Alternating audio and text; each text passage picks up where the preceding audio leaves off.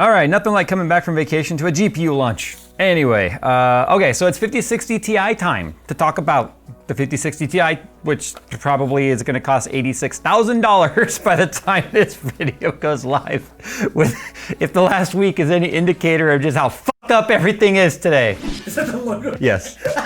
Today's video is brought to you by the new, really super cool JSUSense Melty connector shirt. You know, paying tribute to one of the best designs that's clearly ever existed. And if you don't like the Vaporwave colors, we've got our OG gray and red colors available now. So get yours by following the link in the description below. Nice. Ow, I have a thigh cramp. And since that intro, it's now $57,000. Anyway, moving on. I'm going with it. Okay, 5060 Ti 16 gigabyte variant, because as I've already talked about a bunch of times in a few different videos, there's an 8 gigabyte and a 16 gigabyte version of this card, just like there was with the 4060 or 4060 Ti. But one thing you need to point out as we move forward with these charts and stuff is our 5060 Ti is a 16 gigabyte variant. I have no idea if anyone received an 8 gigabyte model, but because I bitched and whined so hard about it, I'm sure they made sure to send me a 16 gigabyte card for that very reason. We also were supposed to have an Asus card to kind of compare, because there is no reference design, or no, there is a reference. There's no Founders Edition card for the 5060 Ti, which is kind of strange because we had one for the 4060 Ti and it came in this big ass box for no reason whatsoever. I mean, look at the size of the card versus the inside of this box. Anyway, it's on the test bench over there actually running the best troll of all time. So I have no idea if anyone received an 8 gigabyte. So I need to preface this with saying, comparing to our 4060 Ti benchmarks and our 3060 Ti, they are 8 gigabyte cards, whereas this is a 16 gigabyte. Anyway, so of course we're gonna talk about the normal shit: performance, power draw, temperature, generational performance, uplift, and all that good stuff.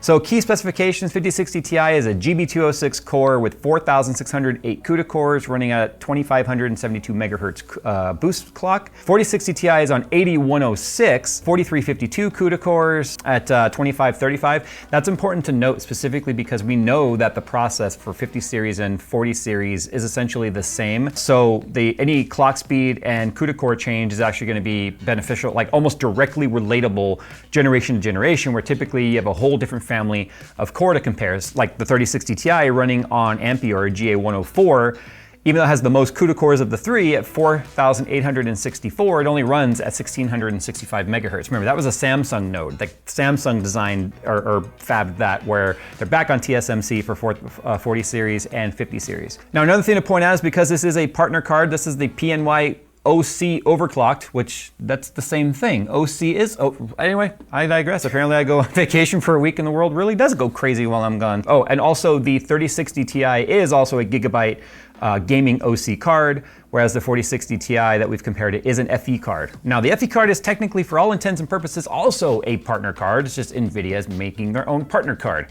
So it is got a slightly higher clock speeds and such than what the basic reference design would be, so it's still a completely fair comparison, with the exception of the fact that two of the cards are completely neutered to half the RAM of what they should have.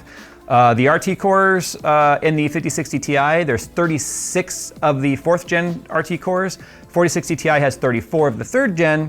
3060 Ti has 38 of the 2nd gen. So you're gonna notice here, on paper, the 3060 Ti, and the reason why I'm talking about these three cards is it's the most relevant to anyone considering upgrading in that price point. Whatever the hell the price is gonna end up being, but I digress. It's got higher specs on paper on everything, with the exception of the clock speeds. So that's important to note, because it is running at more than a 1 gigahertz disadvantage on the effective clock speed versus what the boost clocks are. So as you know, GPU boost can push the cards higher than their actual advertised boost clock speeds based on power draw, temperatures, and overhead of any of the three, including the max bin boost clock that's available to it in the vBIOS. Anyway, tensor cores, 5060 Ti has 144 of them on the 5th gen tensor core, 4060 has 136 of them on the 4th gen tensor core, and the 3060 Ti once again has the most at 152, but they're 3rd gen. So we are several gens ahead. You might be wondering why the gen is off one versus the RT cores. Remember, back when like the Titan Volta existed, it was the first card that had tensor cores. It had no RT cores, but it had tensor cores. So by the time 20 series rolled around, they were already on 2nd gen tensor, but 1st gen RT. So that's why if you're wondering why there's a numerical generation offset there, that is why. Memory. This is where the cards definitely kind of differ from each other. So 5060 Ti is running GDDR7, which is what all of 50 series is running. It has 16 gigabytes of it. There is 8 gigabytes available at $50 less than this card, which MSRP is for $429 prior to whatever pissing match is taking place in the world. You should not buy an 8 gigabyte card. Even though it's 50 bucks cheaper at $379, it should not exist, period. We've already showed that as to why that exists or should not exist. And our charts will even kind of demonstrate that as we move forward today. But it's on a 128-bit bus running at 448 gigabytes per second effective bandwidth. Now the 4060 Ti has 8 gigabytes of GDDR6. 16 gigabytes is available. That should be the only one you ever considered, but I priced it to like the other day and it was $1,000 for that card. So no, it would never be on any planet worth that price. Again, the same 120-bit bus, but 288 gigabyte per second effective transfer rate. So that is, when you look at the charts and you see the 4060 Ti and just how terrible it is, it's probably because of that, to be honest. Now the 3060 Ti has 8 gigabytes of GDDR6. Quotes, there is a G6X version, which we also did not know really existed. It's not really easy to find that card, but you can get it with a faster RAM. But they're on a 256-bit bus at the same 448 gigabyte per second transfer speed as the 5060 Ti. So the 3060 Ti was kind of ahead of its time in terms of the RAM per the tier it belongs, and or the other cards just got behind where they should be, to be honest. But the fact that we're selling a 128-bit bus getting the same 448 gigabyte per second that the 256-bit bus is getting on the 3060 Ti is a testament to how good and fast G7 really is. Power requirements. 5060 Ti is a 180 watt card recommending a 450 watt power supply. 4060 Ti is a 160 watt card recommending the same 450 watt. 3060 Ti is the slowest card in this chart with the highest power draw at 200 watts with a recommended 550 watts of recommended power supply. Now we're not going to go through all the charts. The charts are actually getting kind of cluttered now, to be honest, because there's so many cards on there. I might have to start figuring out how I'm going to curate showing you this data.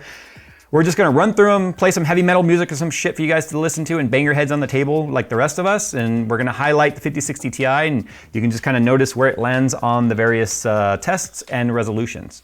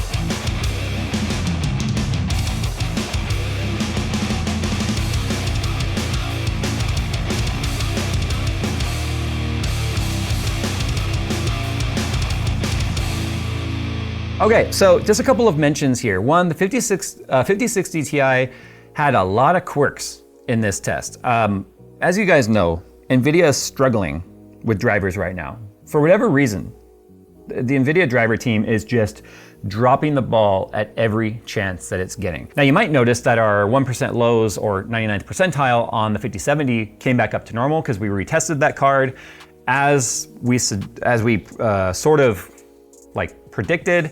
The weird frame pacing that we were seeing with like a weird spike in every single test was existing on a press driver for us. And with the latest drivers, that all smoothed out. It gained a little bit in some tests and gained or lost a little in some tests. And that kind of happens sometimes with different driver variations and such. So although the 5070's 1% lows have normalized, the 5060 started having some weirdness in various tests like F1. It was kind of giving some weird inconsistent times where sometimes Phil actually did the testing for the 5060 Ti on this one, but he had to rerun the test quite a bit because of huge stutters and delays that would actually be so bad it would throw off the entire test result and you'd have to throw it away and start all over again. So that's why it's a mention here. Press drivers do this most of the time, and then the official release driver that comes out like tomorrow from the time that you guys are watching this almost always fixes that. But why they can't get that fixed prior to press release is beyond me. Let's go ahead and talk, but I want to point out, if you go back and look at the charts, the relevant performance of the card nearest to the 5060 Ti is not consistent. It depends on the test. So Black Myth Wukong, for instance, loves 50 series. For whatever reason, it absolutely loves the 50 series architecture, which is weird because it's technically the same architecture. So the 5060 Ti is actually right there with the 3090, only in that one test though. It's not like suddenly the 3090 is now 5060 Ti performance level. That's almost as crazy as saying the 5070 is as fast as a 4090, which we all know how that turned out. That ended up being one of the biggest marketing lies with asterisks all the way across the screen.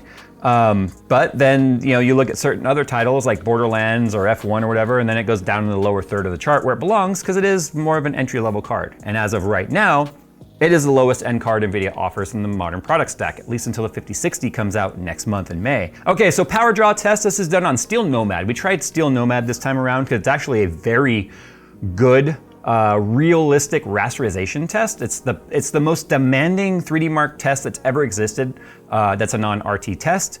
And to be honest, the RT performance of these lower end cards are okay, but I don't think that should be the selling point the farther down the stack you go, because you take a really big hit in performance. And don't forget, even if you're using multi-gen or multi-frame gen, which we did not even bother testing with this card, the input frame rate is what all of that is based on. So DLSS and multi-frame gen and all that, if you have a very low input frame, specifically multi-gen, the perceived lag or response time click to photon thing on the screen is very, very laggy. So although on the higher end cards, it's a lot less noticeable because the base frame rate is so much higher, not recommended on the lower end cards as far as I'm concerned. That's my personal opinion. NVIDIA would say I'm full of shit. Take it as for what it is. But anyway, on the power draw test though in Steel Nomad, we ran it for 15 minutes. It's a 4K test. This is both PCI Express slot power combined with PCI Express power or 12 volt high power depending on the card. This is a 8-pin PCI Express cable. It's the first one in the 50 series to actually only have an 8-pin PCI Express. Kind of doesn't make sense to have a 12 volt high power on this. It also doesn't make sense to have the power plug all the way up near the frickin' IO bracket. What this is all about, I have no idea. PNY, someone in your design team over there needs to be fired. They're on crack. Anyway, so if we take a look at the power charts right here, they land pretty much exactly where the TDP says that they should. And this is measured hardware-wise, not just what the software is reporting. Software always reports a lower number than hardware because hardware takes for account heat losses and other inefficiencies in the actual burning of energy to create a thing on a screen. So hovering right around 180 to 185, sometimes spiking over 190 or right at 190 is a 5060 Ti. Again, 180 watt card. The 4060 Ti 8GB card is a 160 watt card, and as you can see, it just dances and line dances all over that 160 watt line. The 3060 Ti is a 200 watt card, but as you can see, it is actually pulling over 220 watts fairly consistently. So that's 10% more power than it's actually advertised to draw. So that's why earlier in this review, I said the 3060 Ti was actually the highest, most inefficient card on the table and the slowest, which shows how far the TSMC process is versus Samsung. So anyway, moving on to core temperatures though, because power and temperature are directly related. Again, the same Steel Nomad test, looping for 15 minutes. Look at the 3060 Ti 8GB line though. It's actually very, very tight, like Toiger, right across the 65 Celsius line. Not bad at all. Again, factory fan curves, no change. But what I think is interesting is both the 5060 Ti and the 4060 Ti, which are both like dual fan and triple fan cards respectively. This is the 3060 Ti that was tested right here, the Gigabyte OC card. So you can see it's a triple fan versus a double fan. Both of those have some fairly wild swings of about 5 degrees up and down throughout the test. So Steel Nomad is designed in the different parts of the test actually do different things when it comes to rendering the frame. So that's why they kind of fluctuate depending on some increased and decreased workload, which also tests for stability. So it allows the core clocks to kind of climb and drop and climb and drop and power and move around with it. So it's kind of intended to also hunt out instabilities.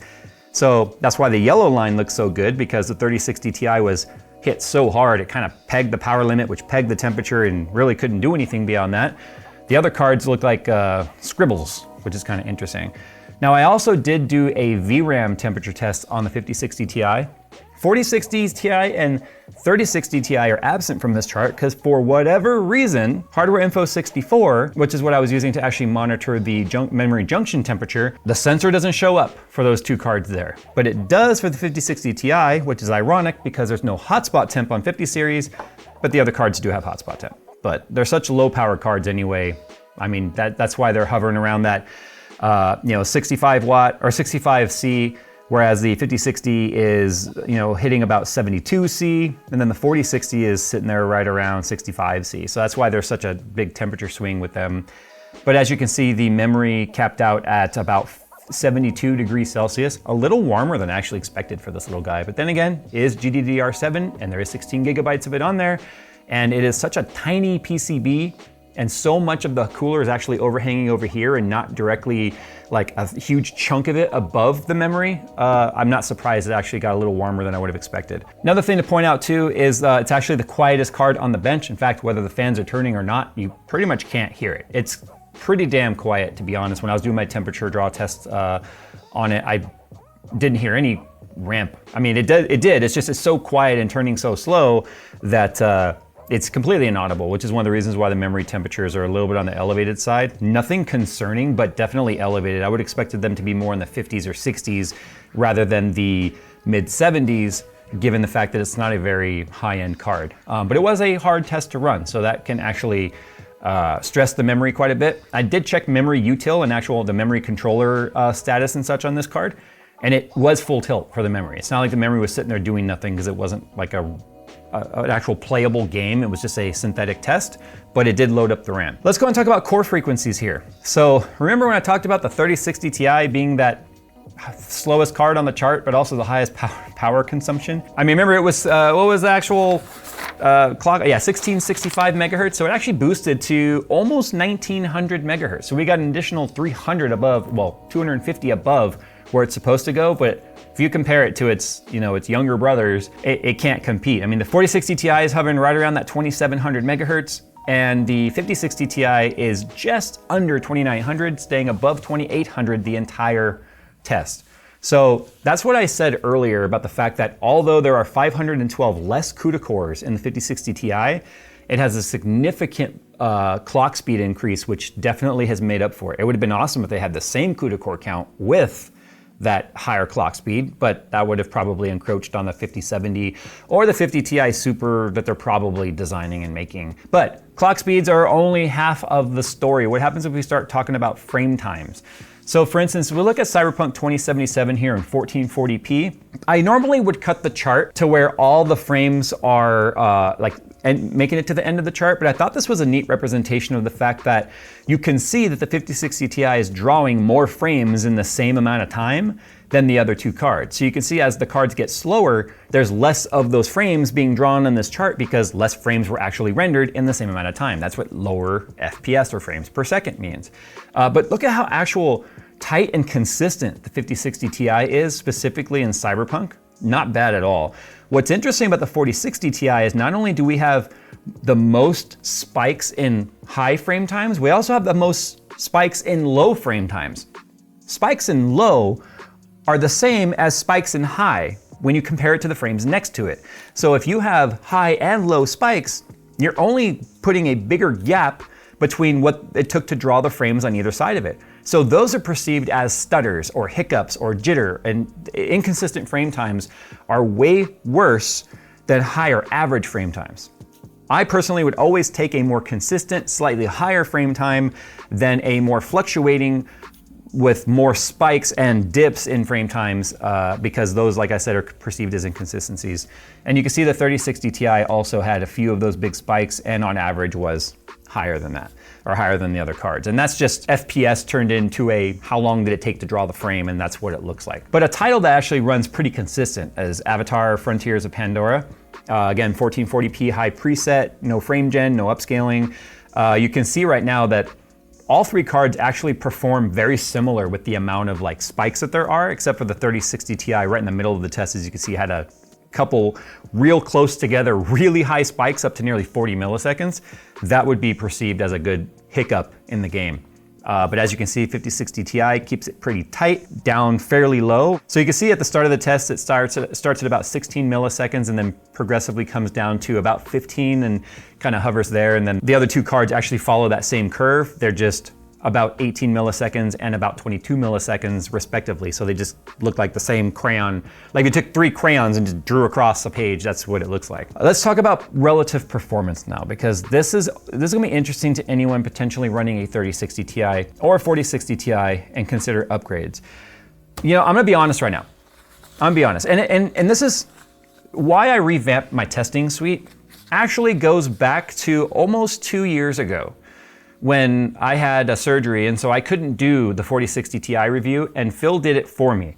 Following the guidance I gave him, which was very poor in how to test this sort of stuff, led us to draw some conclusions that actually were not indicative of the real story. This chart right here, specifically regarding relative performance compared to 3060 Ti, made me understand today in full clarity the aha about why there was so much pushback that actually led to me pulling down the only review I've ever pulled down since starting this channel. And that's no fault of Phil's, because that's the guidance I gave him. So that's why I totally get the outrage of when we were like, the 4060 Ti is not that bad. Well, no, a generational uplift and a memory gimp leading to a 10% performance uplift at the carrot dangled of, at least we didn't raise the price. It's why the outrage was there, and I get it now 100%. But it really took revamping the entire testing suite to sort of get that fleshed out, and I'm happy I did that now. So for instance, 5060 Ti in F1 is 19.6% faster than a 4060 Ti, and 31.5%, as I already said, faster than a 3060 Ti. So definitely very noticeable. Now, Black Myth Wukong, the 3060 Ti at 100%, the 4060 Ti in that particular test, like every generation, especially because it's a full ray trace test, sees a huge improvement in the new cards because of the ray tracing improvements in the newer RT cores. So for instance, 4060 Ti is 33.8% faster or higher score in average FPS than the Black Myth Wukong, or than the 3060 Ti, and 63% higher with the 5060 Ti. Which also means that the 5060 Ti was 21.9% faster than a 4060 Ti in the same generation increase. So one gen newer. So Borderlands 3, only 9.1% improvement for 4060 Ti over 3060 Ti. But 32.3% improvement for 5060 Ti over 3060 Ti, and 21.3% improvement over 4060. So we're seeing bigger generational improvements in the factor of like double or more with 5060 versus 4060. And again, that's probably gonna come down to the RAM, to be quite honest. Let's see, Avatar Frontiers of Pandora, 14% faster for 4060 Ti than 3060 Ti, and effectively 30% or 29.9% faster for 5060 over 3060 Ti. 5060 Ti was 14% faster than 4060. So 2 more tests to talk about here. Cyberpunk 2077 version 2.12, only 5% faster, or 5.1% for 4060 Ti, 8 gig over 3060. And think about that clock speed I showed you. The fact that it is more than a gigahertz faster, and it's only giving you 5% improvement, that's not good.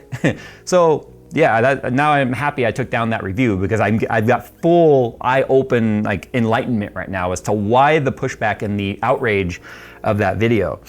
And then the 5060 Ti is 42% faster than a 3060 Ti in Cyberpunk. So nearly a whole half a card faster, if you will. And it's 35% faster than a 4060 Ti. Now let's talk about the total relative performance, and as you saw that in a chart, you can see the purple line representing the 5060 Ti is obviously significantly higher, in most cases away from the 4060 than the 4060 was versus the 3060. So relative performance here, 5060 Ti was on average across our test, and you'll notice there's a title missing, we'll explain why in a second, 21.3% faster than 4060 Ti. That is actually, believe it or not, the biggest jump, or just about the biggest jump we've seen yet when comparing a 50 series to a 40 series card. Remember, all the other stuff was anywhere between like 11%, 14%. And if we outlie and take this stuff away, maybe 19%, but 21.3%. Still not great, in my opinion. We're used to seeing 23, 25, 28%, sometimes 30% faster with generational uplift. Don't forget, it's essentially the same process, so it's gonna be hard for them to get that, and the way that they're getting it on this guy is the same as the way they did it on 5090 and everything else. Actually, in this instance, not really more CUDA cores, but more power limit and more frequency. So they really heavily leaned into the binning and the improvement of the process than actually being a new process. And 5060 Ti is on average 37.6 faster than the 3060 Ti. The reason why 20% feels pretty good in this is because of the fact that I actually didn't do the figure of what the generational uplift was on 4060 Ti versus 3060 Ti, but it was complete shit. Like if we take Black Myth out of there, which is a 33.8% improvement for 4060 Ti, it would be barely 10%, if that. And don't forget, you got downgraded in the memory along the way. It was like half the effective speed essentially. 128-bit bus versus 256. And yes, the 5060 Ti is on a 128-bit bus. It has double the RAM though, and it's faster RAM. So it's kind of like getting towed by that, if you will. But certain titles start to show problems with certain cards when it comes to VRAM allocation and availability. You'll notice that Horizon Forbidden West is not even on here.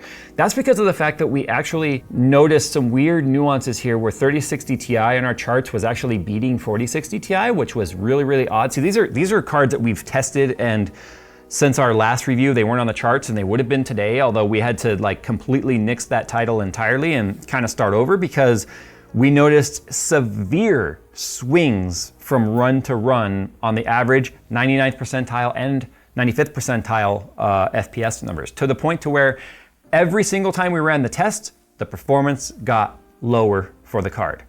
Even if you restarted the title and ran it again, you would get completely different numbers than the first time you ran the title. So it became to the point to where I would actually love to challenge Steve to find out why that is, because now we've got, I don't know, 30 cards we have to retest on a different title because it looked like it was gonna be a good one and it's not. So we don't understand what it's doing to basically say it doesn't matter if it's a 5090 or a 7600 XT. You get fluctuating performance every single time. Initially, we thought it might have been because we had dynamic resolution going, which is actually a very bad thing to have going on a benchmark, because if you don't hit the target FPS of 60, which is what the title's trying to maintain, it will in real time start lowering the base resolution and then kind of upscaling it back to what your monitor or your game is set to try and maintain that 60 FPS. So it can be fluctuating and moving, giving you very inconsistent numbers. Now, we disabled dynamic resolution to see what would happen, like will we get some consistent numbers, and it didn't fix the problem. It didn't matter if it's 5090, which we know is well above 60 FPS, or all the way down to the 4060 Ti, which was giving us the worst numbers. Actually, we were actually seeing numbers of well over 40 FPS in the lower end cards. Restart the title and then get down into the 20s. So we're talking obviously a 50% performance swing. Had to actually throw that title out. So we're gonna have to find a new title to put in there because I need a bigger size of sampling when it comes to these cards to give relevant information. But fortunately, I think we have enough information here to make it relevant to you. One other thing I want to talk about here, at least on this particular card, on its physical size, it is tiny AF. Not only do I hate the location of the plug, this is the worst. There is no way to cable manage the plug there. PNY. Do you know what's right above the graphics card? The motherboard. Do you know what's directly above the motherboard? Usually an AIO or fans or something. So if they thought you were gonna run this up along through the EPS power and then back down to your power supply, you'd never have a cable long enough to reach that. In fact, our cable on our test bench can barely reach this because we run it through the PMD2. So it is by far one of the stupidest designs I've ever seen. And yeah, I said stupid because I had to say the emphasis of the word stupid to get you to realize how dumb this really is. And not only that, if you look at the board, there's plenty of room where they could have absolutely put the plug there. Half the board is fucking empty. There's nothing on it. The card could literally stop right where the T is on RTX if you wanted, because it's bare from that side over. PNY. Yeah, PN, why do you hate us? Anyway, I don't like that design. The card weighs like nothing. There's no lights on it whatsoever. The only thing it really has going for it is the fact that it is damn near silent. But at $429, before any sort of markups and pissing matches taking place in the world, it should be $379 and 16 gigabytes. That's really what it should be. It should not be a $50 premium for having what the card should have always had to begin with. But you know what? Leave it to NVIDIA to find a way to basically, well, let's see, fuck you at the start when it comes to the base price, which is only gonna then percentagely percentage-wise screw you even more on the tail end because that percentage increase is based on the base price, which should be $50 lower to begin with. I don't really have anything else to say about it other than it's there.